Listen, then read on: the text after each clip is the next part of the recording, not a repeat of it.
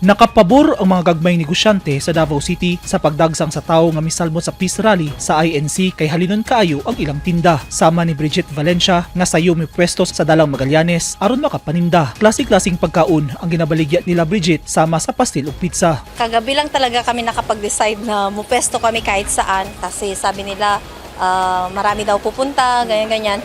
So far, mabilis yung mga pastil, ganyan. Kahit yung pizza, mabenta din. Pero yung ramen ko, siguro dahil mainit tapos maanghang yung tinda, so hindi pa siya, dalawa pa lang nabenta namin. Namasinsab nga makabentaha ang tenderang si Rosanda Suerte. Klase-klaseng pagkaon sab ang ilang gibaligya. Tama-tama rapod.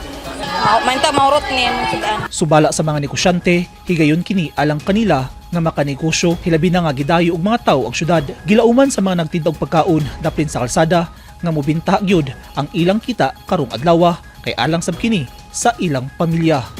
Eugene Hinutan, Newsline Philippines. Stay safe.